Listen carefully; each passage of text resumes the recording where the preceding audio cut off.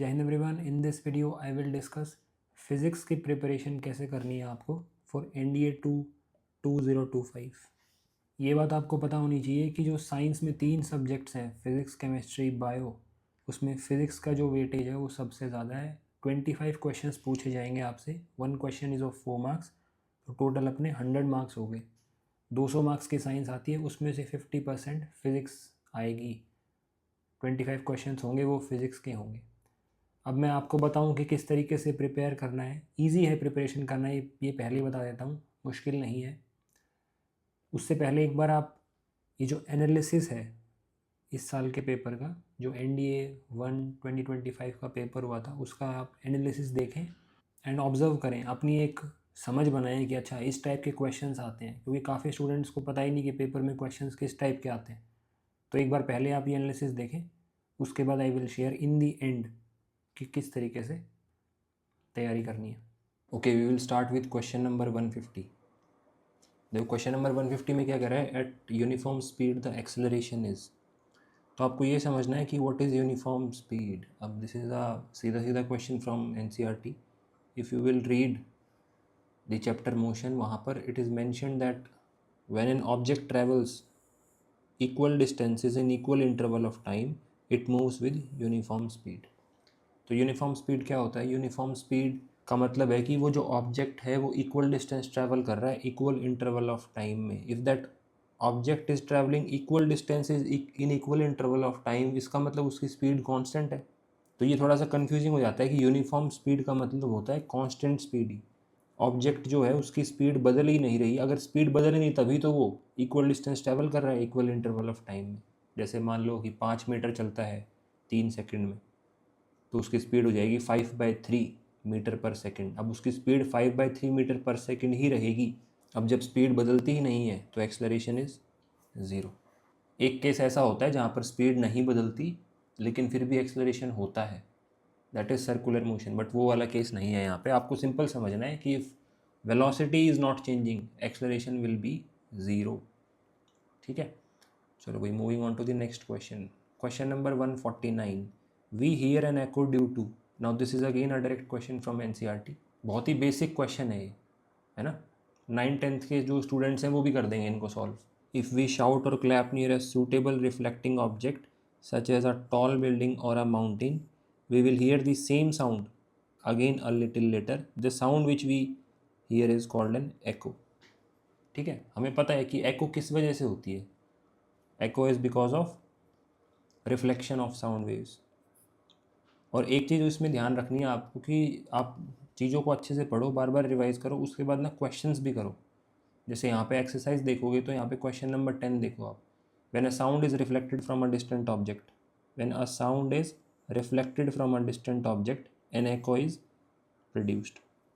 तो यहाँ पे जो क्वेश्चन बोला इन्होंने उसी में आंसर दे दिया आपको। अब ये देखो, we hear an echo due to reflection of sound waves.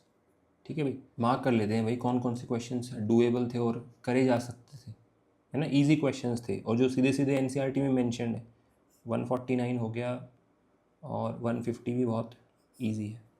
ठीक है, आगे चलते हैं हम। Question number 148, if 3 resistors of 1 ohm each connect in parallel to each other, the equivalent resistance, the resultant resistance is. ठीक है, तो ये तो आपको पता होना चाहिए कि अगर तीनों रजिस्टर्स पैरेलल में हैं तो इक्विवेलेंट रेजिस्टेंस निकालने का क्या फॉर्मूला होता है। मान लो 3 रजिस्टर्स हैं अलग अलग, तो 1/R equivalent is 1/R1 plus 1/R2 plus 1/R3। अब यहाँ पे R1 R2 R3 तीनों इक्वल हैं, तो 1/R equivalent is 1/1 plus 1/1 plus 1/1। 1/R equivalent कितना आ गया? 3 आ गया। तो हमारा R इक्विवेलेंट कितना आ जाएगा? 1/3 ओम। सिंपल। इवन 10th क्लास में भी नहीं लगता मुझे कि ये बोर्ड के एग्जाम्स में पूछा जाएगा ऐसा क्वेश्चन, है ना। तो करेक्ट आंसर इज 1/3 ओम। ये भी आपको सीधा मिल जाएगा NCERT में। मैं दिखा देता हूँ आपको कि कहाँ पर है ये। सी 1/RP। RP मतलब parallel, equivalent resistance of parallel combination. RP यहाँ पे मेंशन कर रखा है। तो 1/RP is 1/R1 plus 1/R2 plus 1/R3। फिर यहाँ पे समझा भी रखा है, thus we may conclude that the reciprocal of the equivalent resistance of a group of resistances यानी 1/RP joined in parallel is equal है to the sum of the reciprocals of the individual resistances. हाँ, sum of reciprocals 1/R1 plus 1/R2 plus 1/R3। ये questions भी करने हैं आपको, जितने भी एग्जांपल्स दे रखे हैं यहाँ पे इनको अच्छे से करना है। पहले खुद ट्राई करना है, जैसे एग्जांपल 12.8 है तो ये खुद ट्राई करना है, उसके बाद सॉल्यूशन देखना है इसका, है ना।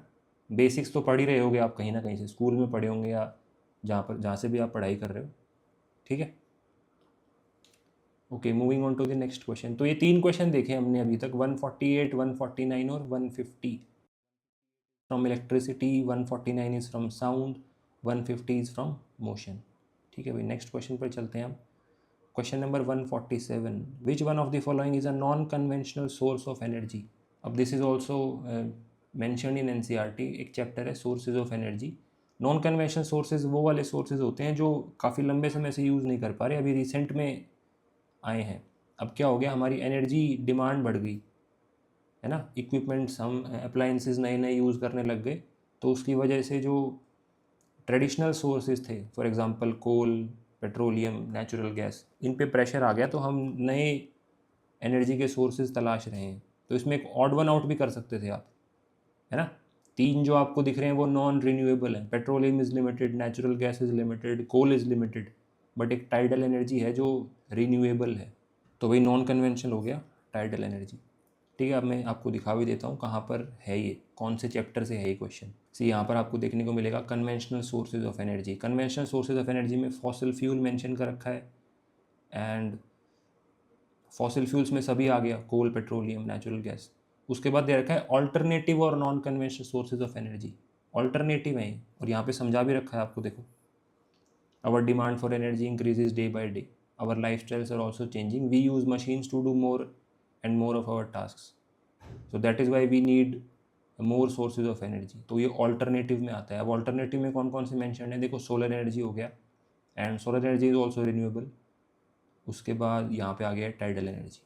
ठीक है, तो यहाँ से है क्वेश्चन, इस चैप्टर को अच्छे से पढ़ना है आपको, तो भाई इसको भी हम ग्रीन से ही मार्क करेंगे। Question number 147। Moving on to the next question, question number 146, which one of the following statements is not correct. अब देखो कितनी अच्छी बात है, नॉट करेक्ट में नॉट को क्या कर देते हैं, बोल्ड कर देते हैं, ताकि आपको दिख जाए, अच्छा नॉट करेक्ट पूछा है। इसका मतलब ये है कि 3 बातें इसमें सही हैं, एक बात गलत है, जो गलत बात है वही इसका सही आंसर है। आपको एक्चुअल में ये ढूंढना है कि कौन सा ऑप्शन गलत है, जो ऑप्शन गलत है वही सही आंसर है। तो अब पूछा है फर्स्ट ऑप्शन में देखोगे तो an ammeter is always connected in series in the circuit to measure the current. Ammeter हमेशा कनेक्ट होता है सीरीज में टू मेजर द करंट। पहली बात तो एमीटर करंट मेजर करता है और वोल्ट मीटर वोल्टेज मेजर करता है, ये बात सही है, तो ये सही लग रहा है अभी। ठीक है, ये सही लग रहा है। उसके बाद a voltmeter is always connected to parallel in a circuit to measure the voltage, ये भी सही बात है। A voltmeter has high resistance and an ammeter has low resistance, ये भी सही बात है। उसके बाद a voltmeter has low resistance and ammeter has high resistance, ये गलत बात है भाई, ये गलत है। तो जो गलत है वही सही है, तो correct answer is option D. अब ये थ्योरी क्लासेस में कवर किया जाता है कि एमीटर का लो रेजिस्टेंस क्यों होता है। एमीटर का लो रेजिस्टेंस इसलिए होता है ताकि जब सीरीज़ में कनेक्ट करो आप तो सारा का सारा करंट उसी के थ्रू पास हो जाए जो मेजर करना है हमें, है ना। अगर आपने एमीटर को भी रेजिस्टेंस दे दिया तो करंट बदल जाएगा सर्किट में। तो this is also a easy question, ये थ्योरी में कवर हो जाता है, एंड मैं दिखा भी देता हूँ कि कहाँ से है। देखो यहाँ पे इट इज़ मेंशन, ये चैप्टर है इलेक्ट्रिसिटी।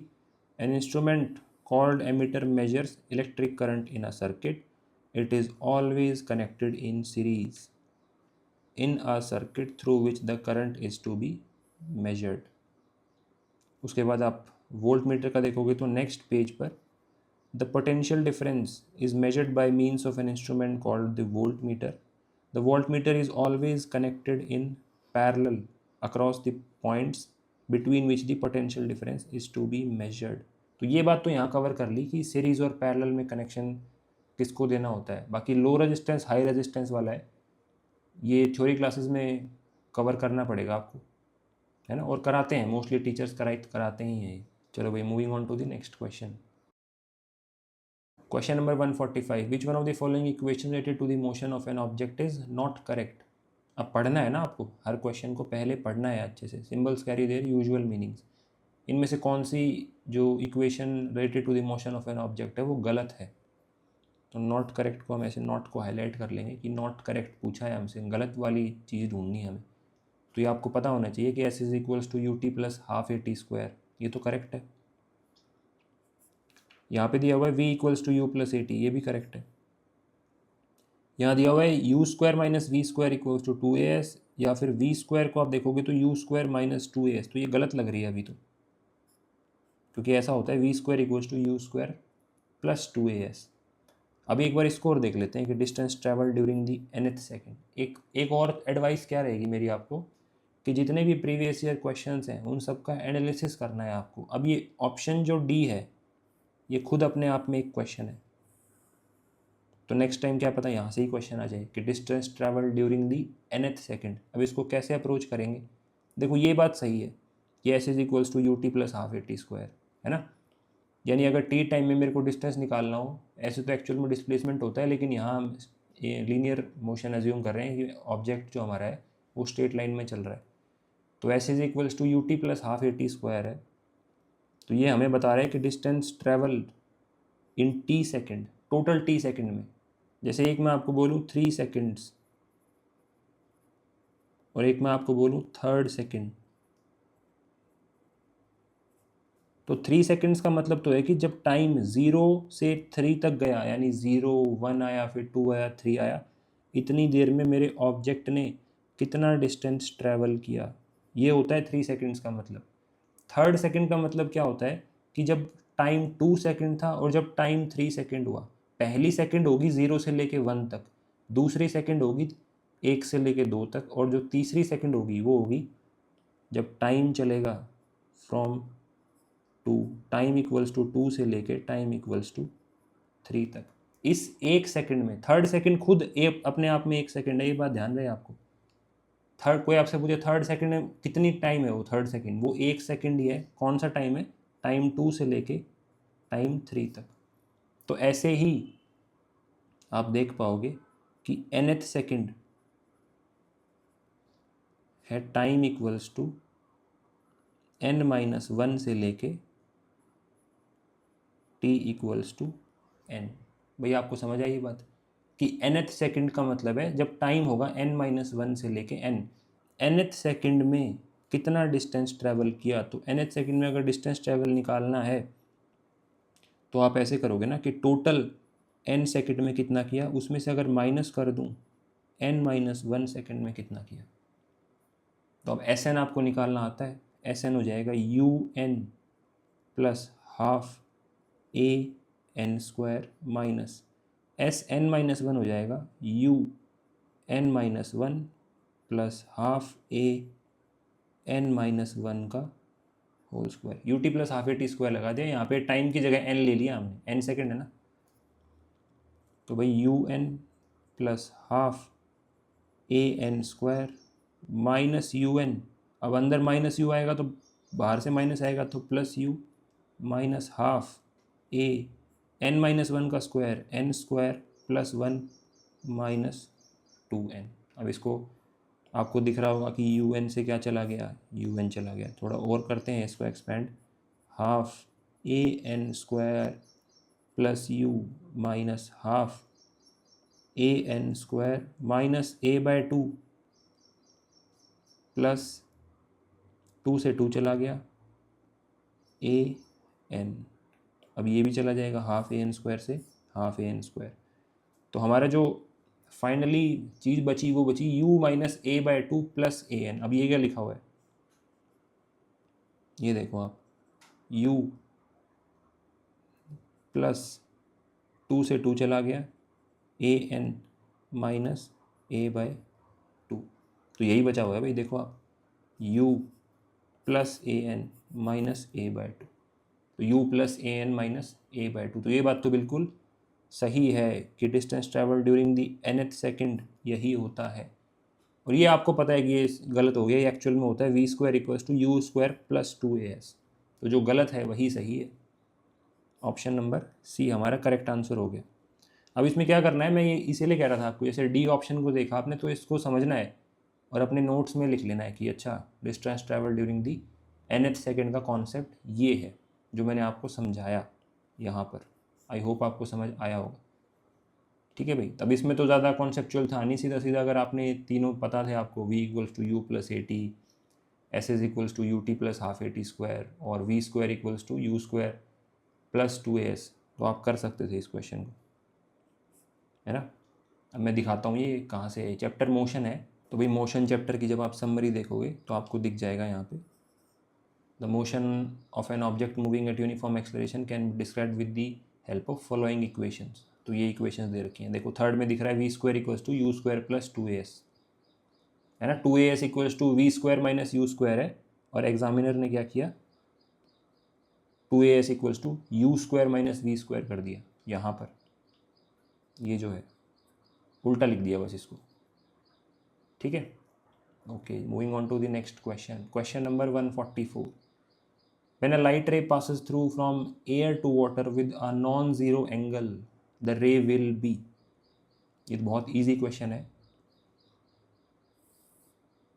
तो भाई पता होना चाहिए आपको कि हमारी लाइट रे कहाँ से कहाँ जा रही है, एयर से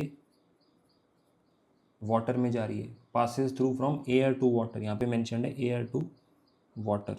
अब आप क्या करोगे, नॉर्मल बनाओगे, सबसे पहले आपने नॉर्मल बनानी, उसके बाद जो हमारी लाइट रे है वो जा रही है एयर से वाटर में, तो हम अज्यूम कर लेते हैं कि वो ऐसे जा रही है ना। लाइट तो वही स्ट्रेट लाइन में ट्रैवल करती है अनलेस एंड अनटिल बीच में कोई मीडियम चेंज ना हो जाए, तो हमारी लाइट रे ऐसे ही जाती रहती एक्चुअल में, अगर ये मीडियम बदलता नहीं तो।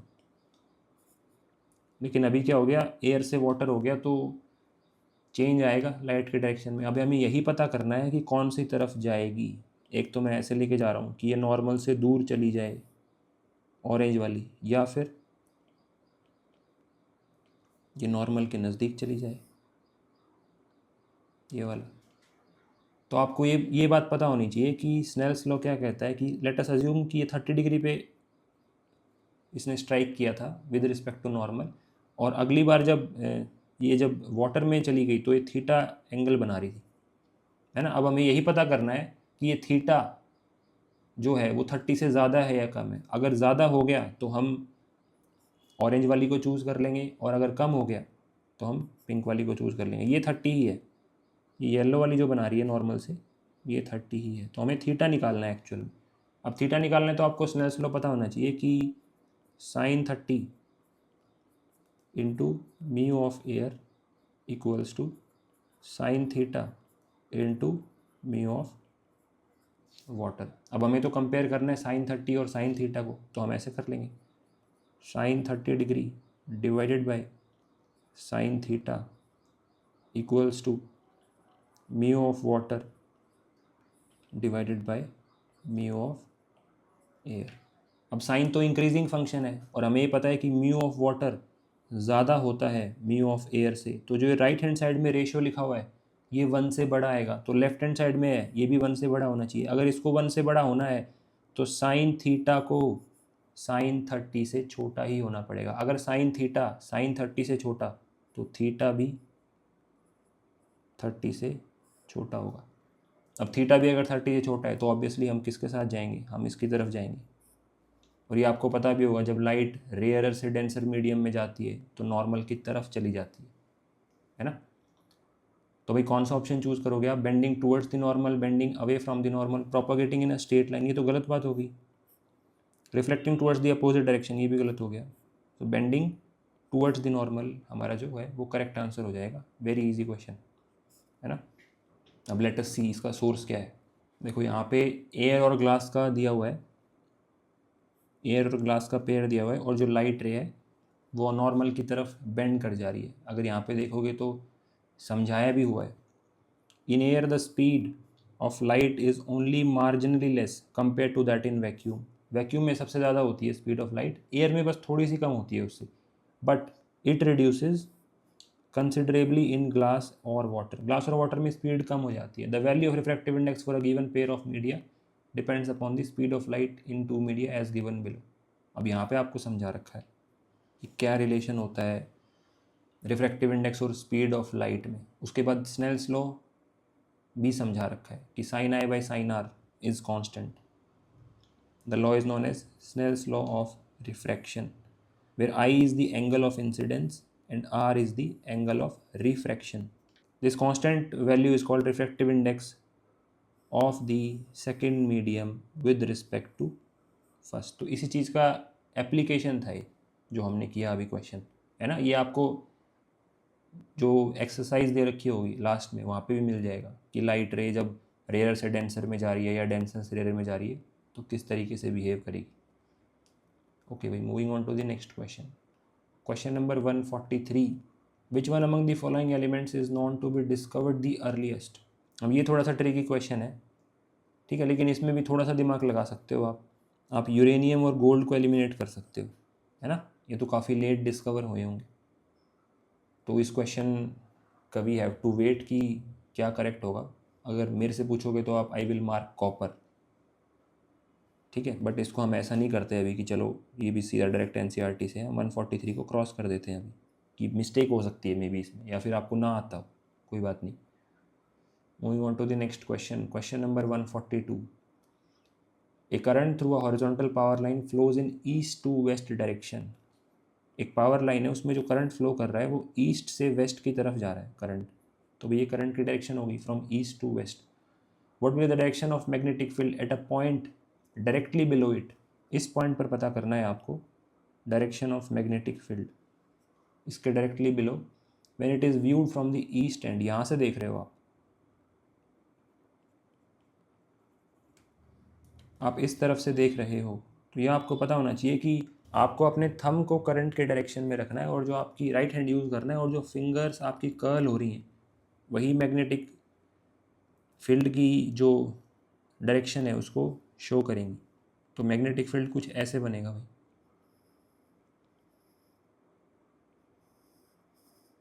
अब मैग्नेटिक फील्ड जब उस तरफ से देखोगे तो आप खुद सोच के बताओ, क्लॉकवाइज दिखेगा या एंटी क्लॉकवाइज दिखेगा। You are viewing the magnetic field from this end, so when you will view it from this end it will appear clockwise दिखेगा आपको। तो जहाँ जहाँ एंटी क्लॉकवाइज है सबसे पहले उसको एलिमिनेट करवाओ। एंड एक प्लेन दिखेगा, एक प्लेन में दिखेगा, क्या वो प्लेन परपेंडिकुलर होगा वायर के या पैरेलल होगा वायर के। तो पैरेलल तो गलत हो गया, वो जो प्लेन है, ये जो प्लेन दिख रहा है आपको, ये तो परपेंडिकुलर है वायर के। अब ऑप्शन सी में क्या कहता है, clockwise in a plane parallel to the wire, ये भी गलत हो गया। The correct answer is option A. अब ये डायरेक्ट क्वेश्चन है, ये एग्जाम्पल है या फिर एक्सरसाइज में है, मैं दिखाता हूँ आपको। हाँ, ये एग्जाम्पल में है, देखो भाई, example 12.1, a current through horizontal power line flows in east to west. सीधा सीधा क्वेश्चन है ये तो। What is the direction of the magnetic field at a point directly below it and at a point directly above it. अच्छा, दोनों part पूछे इन्होंने यहाँ पर कि point directly below it and point directly above it, है ना। तो applying the right hand thumb rule we get that magnetic field at any point below or above the wire the turns clockwise in a plane perpendicular to wire. ये देखो आप, turns clockwise in a plane perpendicular to the wire. Applying the right hand thumb rule, right hand thumb rule पता होना चाहिए आपको। अपने thumb को current के डायरेक्शन में पॉइंट करना है और जो फिंगर्स आपकी कर्ल कर रही हैं वो मैग्नेटिक फील्ड दिखाएंगी आपको। When viewed from the east and, जब ईस्ट से देखोगे तो क्लॉकवाइज दिखेगा और जब वेस्ट से देखोगे तो एंटी क्लॉकवाइज दिखेगा। इस क्वेश्चन से हमें सीखने को क्या मिलता है कि एग्जाम्पल्स को हमें बहुत अच्छे से करना है। मैं मेजर चैप्टर ऑलरेडी बता चुका हूँ आपको कौन कौन से करने हैं। एग्जाम्पल्स जो हैं वो बहुत अच्छे से करने हैं आपको। और ये जो चीज़ें लिखी हुई हैं, राइट हैंड थंब रूल हो गया, स्नेल्स लॉ हो गया, इक्वेशन ऑफ मोशन हो गई, ये ज़्यादा टाइम नहीं लगेगा इसमें। आपको थोड़ा सा टाइम इनको अच्छे से प्रैक्टिस किया, कॉन्सेप्ट्स को समझा अच्छे से, उसके बाद अपने क्वेश्चंस किए, ठीक है। तो जैसे ये तो सीधा सीधा क्वेश्चन है, इसमें तो आप बोल नहीं सकते। इससे सीधा और क्या आ सकता है कि एग्जाम्पल ही बिल्कुल पेस्ट कर दिया भाई। Moving on to the next question, question number 141, if the speed of light in carbon disulfide and vacuum is x and y respectively then। तो कार्बन डाइसल्फाइड तो वैक्यूम में तो ज़्यादा होती है स्पीड सबसे। अब हमने थोड़ी देर पहले ही देखा कि एयर में थोड़ी सी कम हो जाती है, तो ऑब्वियसली कार्बन डाइसल्फाइड में भी कम ही होगी, वैक्यूम के इक्वल तो नहीं हो पाएगी। वैक्यूम में कितनी स्पीड थी, y थी। उल्टा दे रखा है, पहले कार्बन डाइसल्फाइड वाली स्पीड दे रखी है। If the speed of light in carbon disulphide and vacuum is x and y respectively, तो ऑब्वियसली जो y होगा वो ज़्यादा होगा x से, है ना। वैक्यूम वाली स्पीड y है, ये ध्यान रहे, कहीं आप वैक्यूम वाली को x कंसिडर कर लो। वैक्यूम वाली स्पीड y है और कार्बन डाइसल्फाइड वाली स्पीड जो है वो x है, तो बराबर तो हो नहीं सकते ना, वरना x ज़्यादा हो सकता है y से, y को ही ज़्यादा होना पड़ेगा x से। Easy question. चलो moving on to the next question, question number 140। A system that does not allow exchange of heat with its surrounding is called. हाँ, अब ये 9th-10th में तो नहीं मिलेगा आपको, बट अगर आपने 11th-12th पढ़ी है तो ये बहुत ईजी क्वेश्चन है, बट मैं इसको कंसिडर नहीं कर रहा कि ये 9th-10th से है, तो हम इसको क्रॉस लगा देते हैं। लास्ट में वी हैव टू चेक कि कितने क्वेश्चंस अगर हम 9th-10th की बुक अच्छे से करते हैं तो हम कर सकते हैं। इसका आंसर बताओ मेरे को आप कमेंट करके, क्या आंसर है इसका। एक ऐसा सिस्टम जो एक्सचेंज ऑफ हीट अलाउ करता ही नहीं सराउंडिंग के साथ। सिस्टम और सराउंडिंग पढ़ा होगा आपने थर्मोडाइनमिक्स में। Okay, moving on to the next question. Which one of the following is a dimensionless quantity. Pressure और फोर्स का तो डायमेंशन होता है ना। और अगर आप स्ट्रेस स्ट्रेन में कंफ्यूज हो तो आपको पता होना चाहिए कि stress is force per unit area, तो स्ट्रेस तो डायमेंशनलेस नहीं हुआ, फोर्स पर यूनिट एरिया हो गया, और स्ट्रेन होगा change in length upon original length. तो स्ट्रेन सही बात है, क्योंकि स्ट्रेन के न्यूमरेटर में भी लेंथ आ रही है, डिनोमिनेटर में भी लेंथ आ रही है। बट मैं इस क्वेश्चन को भी ये मान रहा हूँ कि ये 11th-12th से पूछा हुआ है। ऑल दो बेसिक क्वेश्चन है, जो साइंस के स्टूडेंट्स हैं वो कर सकते हैं। 139 और 140 दोनों क्वेश्चंस को। एक क्वेश्चन हमने ये वाला कैंसिल किया है, ये which one among the following elements is known to be discovered the earliest. उसके अलावा जो बाकी क्वेश्चंस हैं वो 9th-10th से ही हैं सीधे सीधे। Total 25 questions are there, 100 marks. तो फिजिक्स पहली प्रायोरिटी फिजिक्स ही होनी चाहिए साइंस में, उसके बाद केमिस्ट्री, उसके बाद जनरल साइंस। ओके भाई, if the length of a copper wire is increased by twice then its resistivity will be. Length को डबल कर दिया कॉपर वायर का, भी कितना अच्छा क्वेश्चन है, बार बार पूछा जाता है कि रेजिस्टिविटी पे क्या चेंज होगा लेंथ को बदलने से। तो ये आपको पता होना चाहिए कि रेजिस्टिविटी इंट्रिंसिक प्रॉपर्टी है उस मटेरियल की। अगर आप उसकी लेंथ 5 टाइम्स कर दो, 10 टाइम्स कर दो, या उसको कंप्रेस कर दो, या उसकी शेप चेंज कर दो, कुछ भी कर दो, आप रेजिस्टिविटी चेंज नहीं होने वाली। तो रेजिस्टिविटी विल बी सेम। ठीक है, इसका सोर्स देखो आप। The SI unit of resistivity is ohm metre. It is a characteristic property of the material. Characteristic property का मतलब ही यही होता है कि ये उसकी प्रॉपर्टी है, जैसे डेंसिटी ऑफ वाटर। तो डेंसिटी ऑफ वाटर वाटर की प्रॉपर्टी है।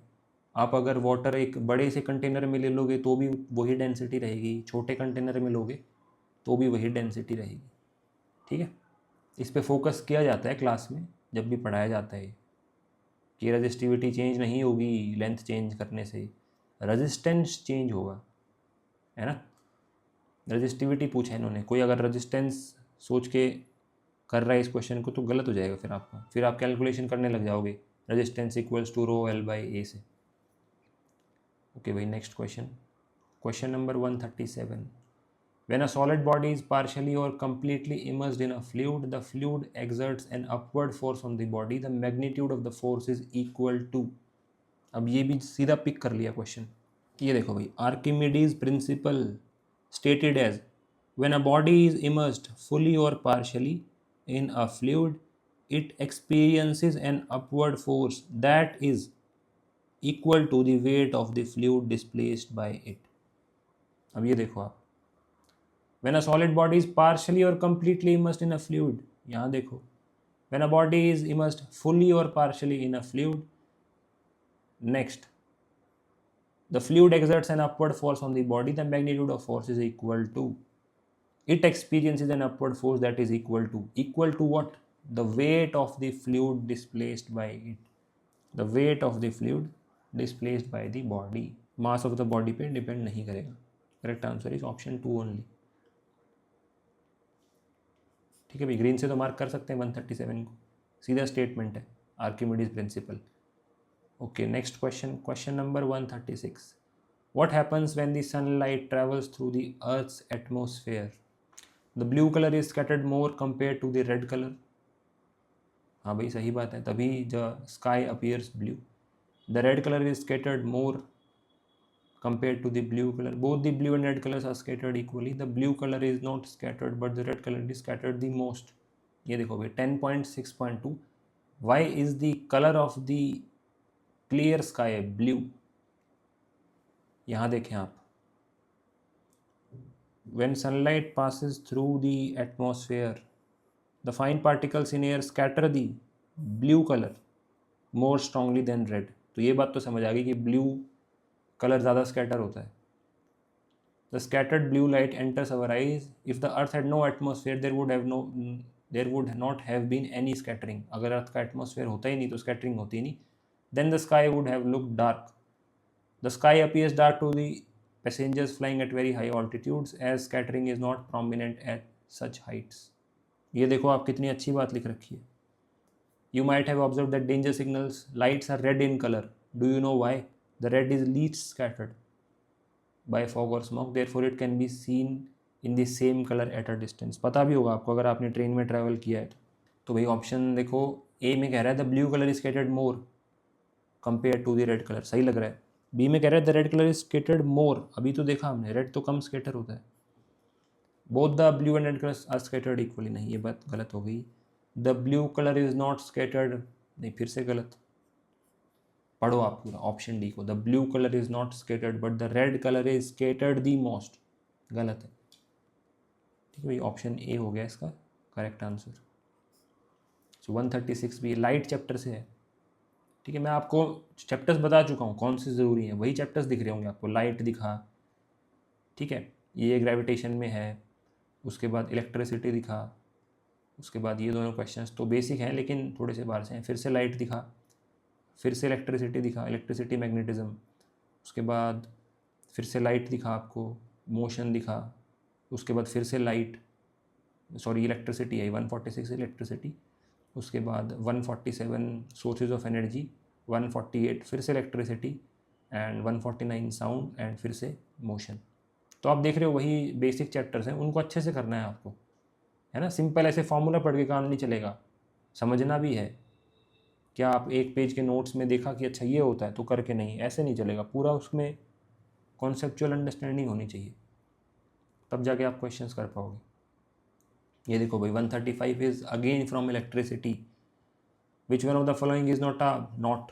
आपकी बार आपने ऑब्जर्व किया होगा नॉट वाले बहुत पूछे हैं, तो नॉट वाले क्वेश्चंस तभी कर पाओगे जब अच्छे से अंडरस्टैंडिंग बनी होगी, क्योंकि यहाँ पे 3 स्टेटमेंट सही होती हैं, 3 ऑप्शन सही होते हैं, एक गलत होता है ना. अदरवाइज 3 गलत हो 1 सही हो तो ढूंढना आसान है. यहाँ एक्चुअल में क्या है कि 3 सही है 1 गलत है. Charges can be added, charge is conserved, दोनों बात सही है. चार्ज को ऐड कर सकते हैं, चार्ज कंजर्व्ड होते हैं. Charge on a body is always an integral multiple, ये आपने पढ़ा होगा क्वांटाइजेशन ऑफ चार्ज, ये बात भी बिल्कुल सही है कि इंटीग्रल मल्टीपल होगा. Q इक्वल्स टू NE, वही लिखी हुई है सी जो स्टेटमेंट है.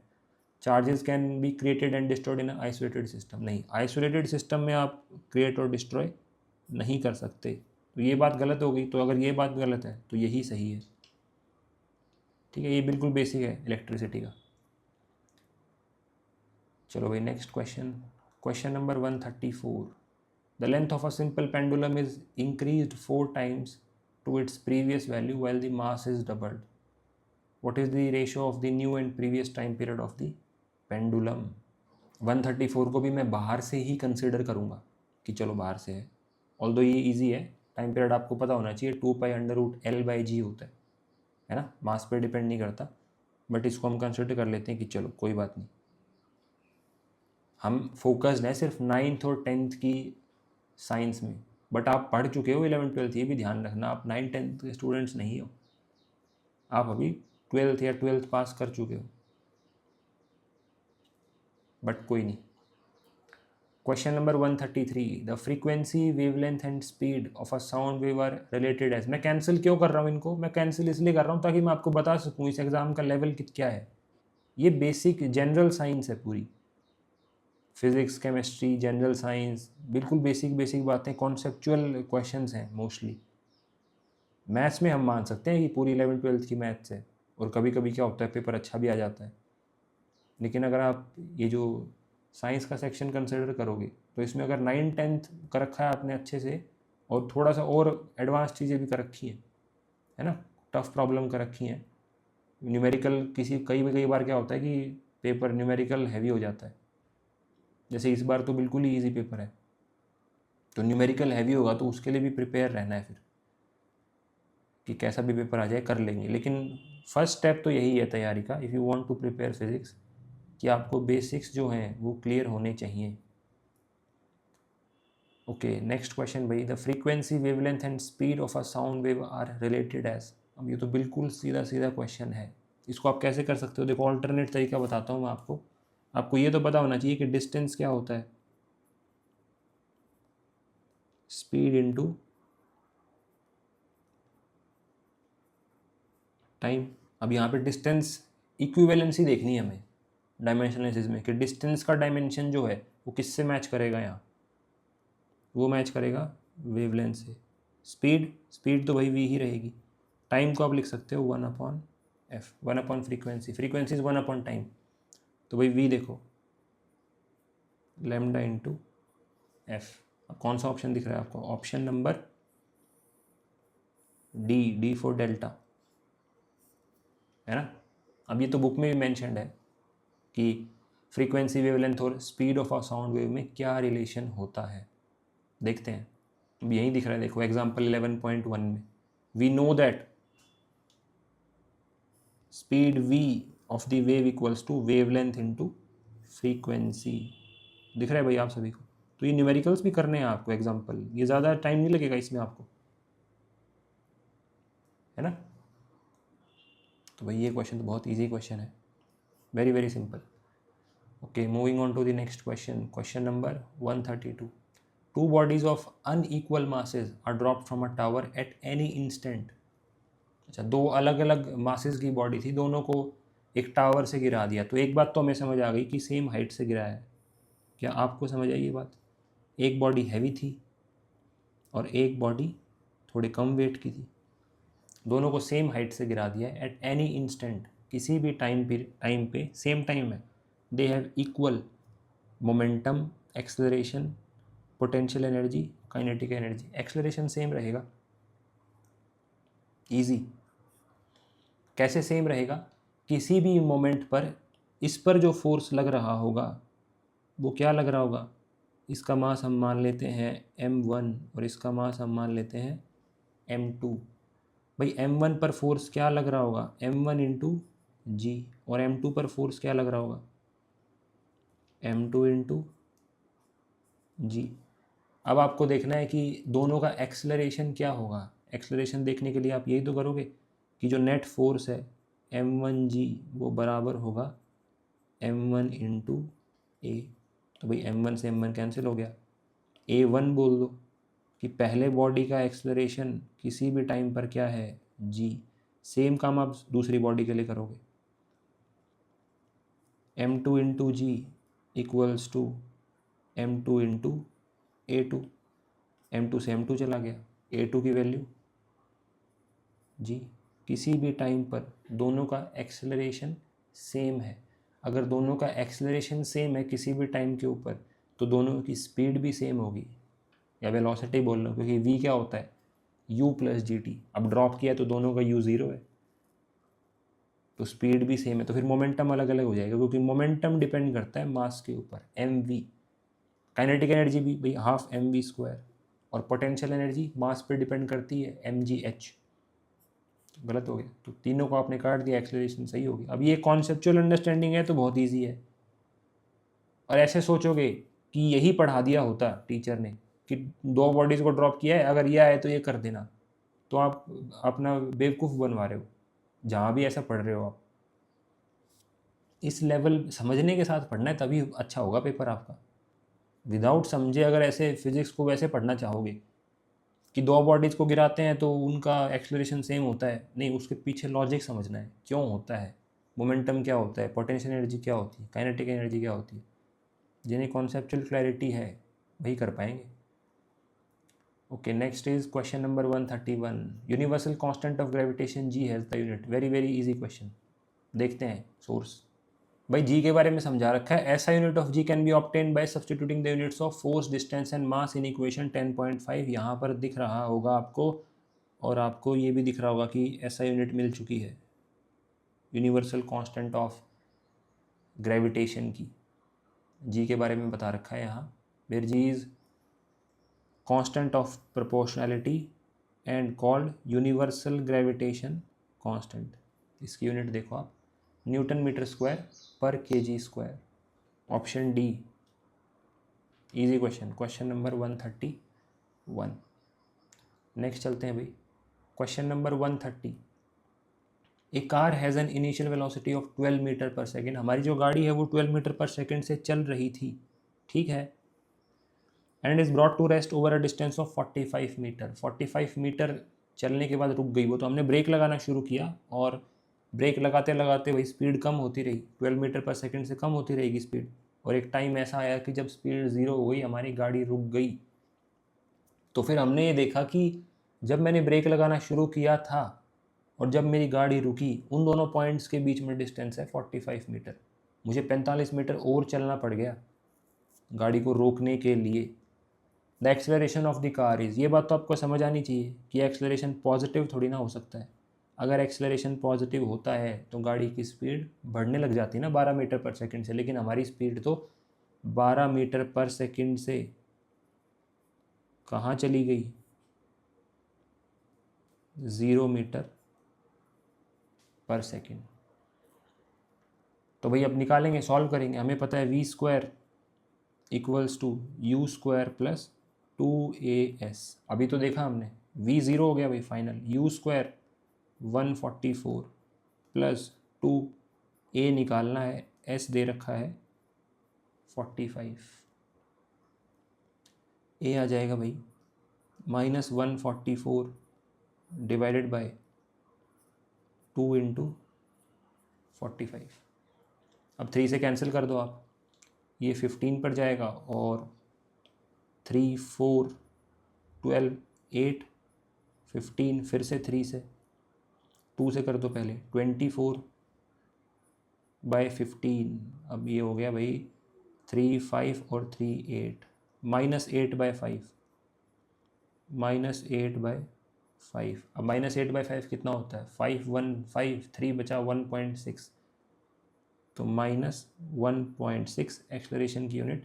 एक्सेलरेशन की यूनिट मीटर पर सेकेंड स्क्वायर.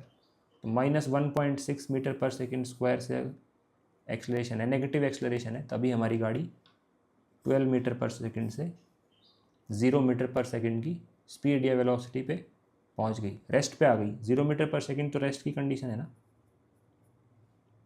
तो आप देख रहे हो कैसे मतलब सब कुछ इंटरलिंक्ड है. ऑप्शन ये कौन सा सही हो गया? सी सही हो गया. वेरी इजी, सिंपल न्यूमेरिकल है. ऐसे मिल भी जाएंगे एक्सरसाइज में. अगर आपको ऐसा लग रहा है बहुत हाई फाई न्यूमेरिकल है, ऐसा नहीं है, बिल्कुल ईजी है. ओके भाई, next question, question number 129. The magnetic field inside a long straight solenoid carrying current. Source देखते हैं. यहाँ देखें भाई आप, the field lines inside the solenoid are in the form of parallel straight lines. This indicates that the magnetic field is the same at all points inside the solenoid. That is, the field is uniform inside the solenoid. अब बताओ क्या आपको दिख रहा है? The field is uniform inside the solenoid. The magnetic field inside a long straight solenoid carrying current is uniform inside the solenoid. बताओ easy है या मुश्किल है? नेक्स्ट क्वेश्चन भाई, क्वेश्चन नंबर 128.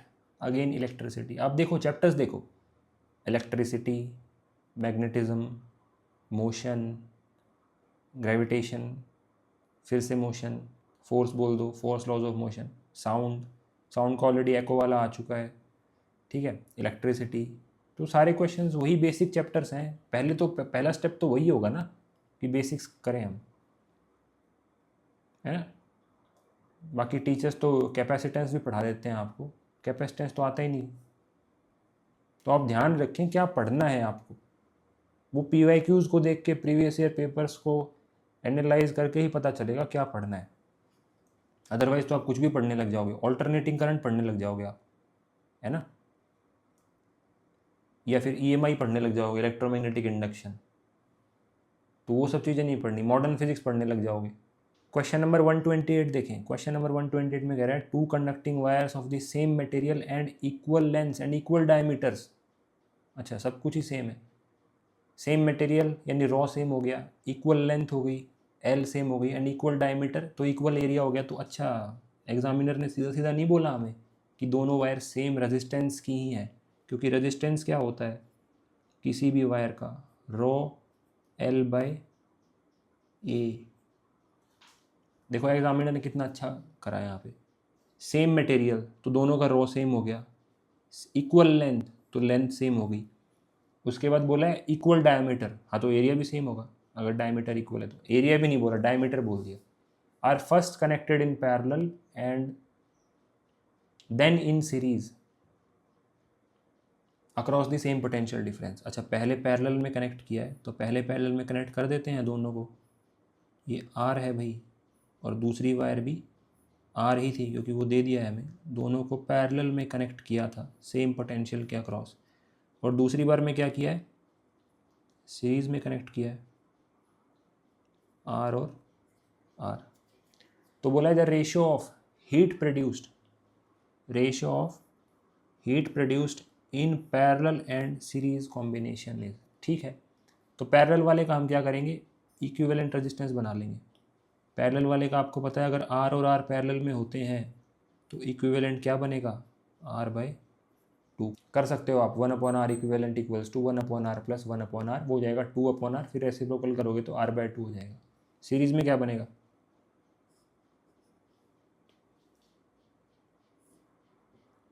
सीरीज में बन जाएगा 2r। अब हमें हीट प्रोड्यूस पता है, हीट प्रोड्यूस्ड होती है V²/r into T. V²/r is actual में पावर, क्योंकि पावर होता है V इंटू आई। अब इसको अलग अलग लिखने के तरीके हैं, आई को लिख दोगे अगर V/r तो वो हो जाएगा V²/r। तो पावर को अगर आप टाइम से मल्टीप्लाई करते हो तो आपको हीट मिलती है। तो एक्चुअल में हमें पावर का रेशियो ही पूछा है इन्होंने, ठीक है। तो हम क्या करते हैं भाई, इसमें पता करते हैं, इसमें पता करते हैं पावर इन पैरेलल यानी V²/r/2 यानी 2V²/r, और हम पता करते हैं पावर इन सीरीज V²/2r। तो हीट प्रोड्यूस्ड का रेशियो वही होगा जो पावर इन पैरेलल और पावर इन सीरीज का रेशियो है। पावर इन पैरेलल और पावर इन सीरीज का रेशियो क्या होगा, PP/PS, यानी 2V²/r और V²/2r। V² से V² चला गया, R से R चला गया, 4:1। 4:1 कहाँ दिख रहा है आपको, ऑप्शन बी। इजी क्वेश्चन है ये, है ना।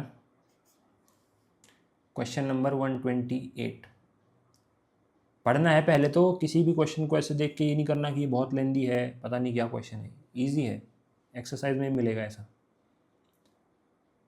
Question number 127 the work done in moving a charge of 2 coulomb from point A two point B is 24 joule, what is the potential difference between A and B। अब ये question का source देखो आप कहाँ से है।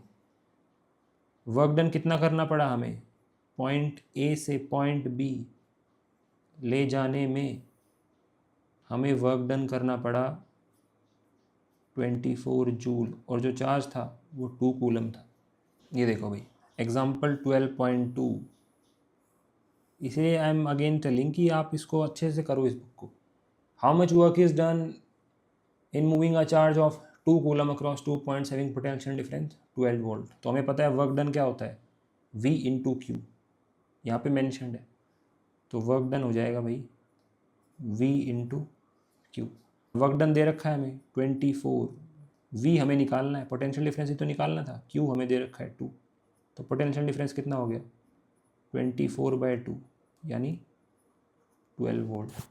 12 वोल्ट का potential difference है। अगर 12 वोल्ट का पोटेंशियल डिफरेंस है और 2 कूलम के चार्ज को आपको लेकर जाना है from point A to point B, जिन दोनों के बीच में 12 वोल्ट का डिफरेंस है, तो 24 जूल आपको वर्क करना पड़ेगा। Simple. Correct answer is option C. Easy, straightforward, direct question. 12.2 देखो आप, ऑप्शन भी चेंज नहीं किए, मतलब जो वैल्यूज़ हैं वैल्यूज़ भी चेंज नहीं करी, 2 कूलम ही रह गया और 12 वोल्ट ही रह गया। 24 देके ये पूछ लिया एक्चुअल में, इस वाली वैल्यू को गायब कर दिया। और ऐसा कब हो रहा है? 2025 में। 2025 में ऐसा होता है कि एग्जाम्पल 12.2 है वो सीधा सीधा आ जाता है। तो आप सोचो, इतना मुश्किल तो नहीं है। ऐसा नहीं कि ये मुश्किल है, सही में इजी है।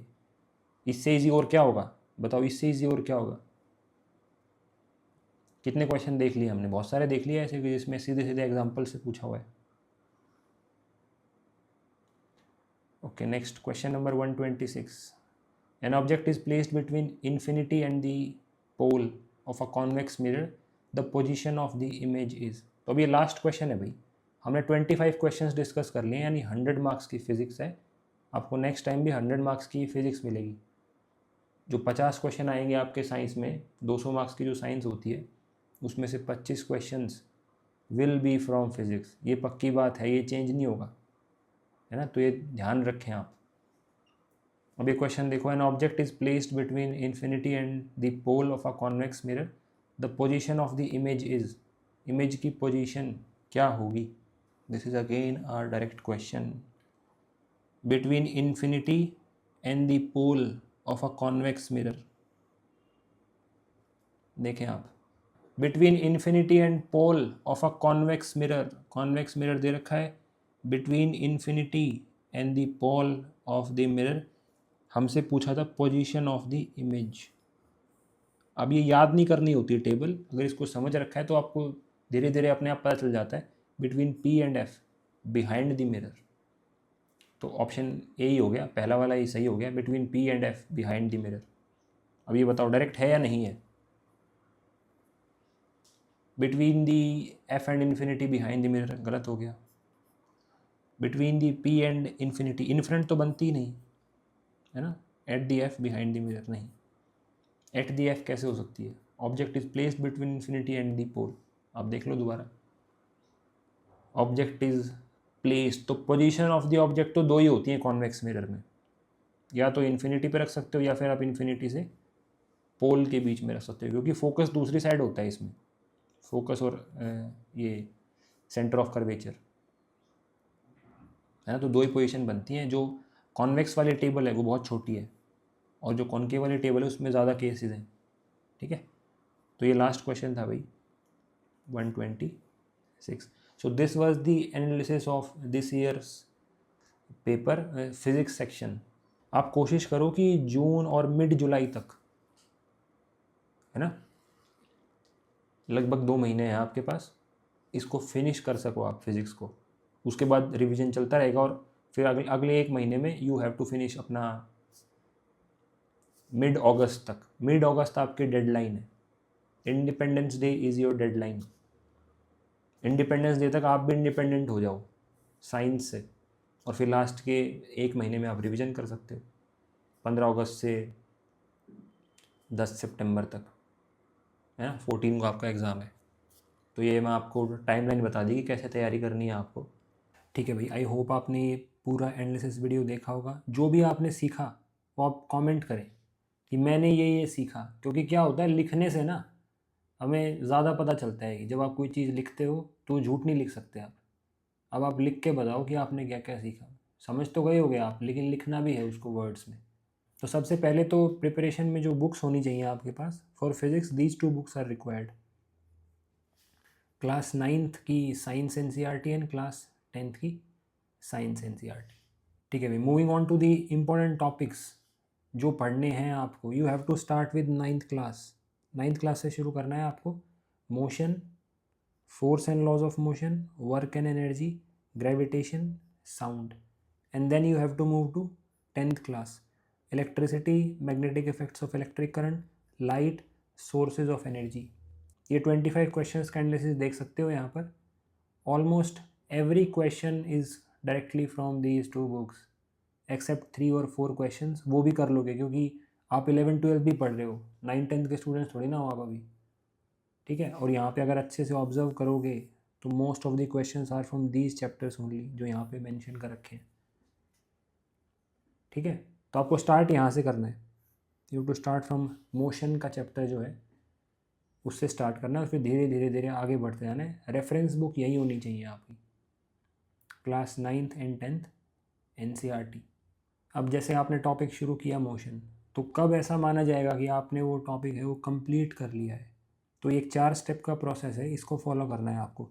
First step is you have to read the NCERT, और वहाँ पे जो एग्जाम्पल्स और एक्सरसाइज में क्वेश्चंस हैं उनको करना है ना. बेसिक अंडरस्टैंडिंग बन जाए उस चैप्टर की.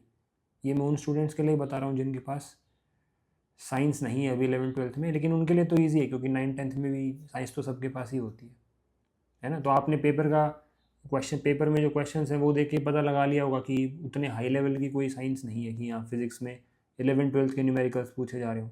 तो सभी ने पढ़ रखी है भाई 9th-10th की साइंस. तो उसके बाद आपको क्या करना है, जब आपने पहले 2 स्टेप कंप्लीट कर लिए हैं, then third step is PYQs. फिर आपको देखना है क्या मैं PYQs कर पा रहा हूँ. You have to solve PYQs, and when you will solve PYQs, जब आप ये 3 स्टेप कर चुके होगे तो आपको एक फेयर आइडिया आ जाएगा कि हाँ इस चैप्टर से किस किस टाइप के क्वेश्चन पूछे जा सकते हैं, क्या क्या इस टॉपिक में जो सब पार्ट्स हैं वो ज़रूरी हैं, और कोई इंपॉर्टेंट फार्मूला तो नहीं, वो नोट कर लेता हूँ. जैसे आपने देखा होगा फार्मूला बेस्ड क्वेश्चन 1-2 आ ही जाते हैं. ऐसे ही अभी आपने साउंड में देखा, वेवलेंथ, फ्रीक्वेंसी और स्पीड के बीच में रिलेशन पूछ लिया.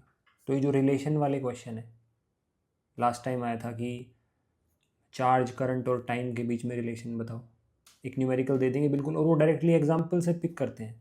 ये भी आपने ऑब्जर्व किया होगा, एंड आई होप आपने लिखा होगा भाई कमेंट में कि हाँ ये सीख रहे हो आप कि एग्जाम्पल्स बहुत ज़रूरी हैं. उसके बाद क्या करना है, आपको शॉर्ट नोट्स बनाने. शॉर्ट नोट्स मीन कि एक पेज में ही होना चाहिए वो एक चैप्टर. जैसे आपने टॉपिक पढ़ा मोशन, तो फिर आपने मोशन को एक पेज में अपने कंसाइज अपने वर्ड्स में लिख लिया. ये लाइन ज़रूर ध्यान रहे. A topic is truly complete only when you can understand, recall and apply its concepts without external help. अगर मैं आपको कोई क्वेश्चन दे दूं और आप उसको समझ पा रहे हो कि अच्छा ये इस तरीके से ऐसे ऐसे होगा, तब आप में थोड़ा सा कॉन्फिडेंस आएगा, है ना. तो आपको फिर प्रिपरेशन भी इसी तरीके से करनी है कि आप कोई भी टॉपिक पढ़ लो, और ये जब 4 स्टेप कर लोगे तो कॉन्फिडेंस आ जाएगा. उसके बाद आप बोलोगे कि हाँ चलो ठीक है, अभी कोई क्वेश्चन आएगा तो देख लेंगे उस क्वेश्चन को.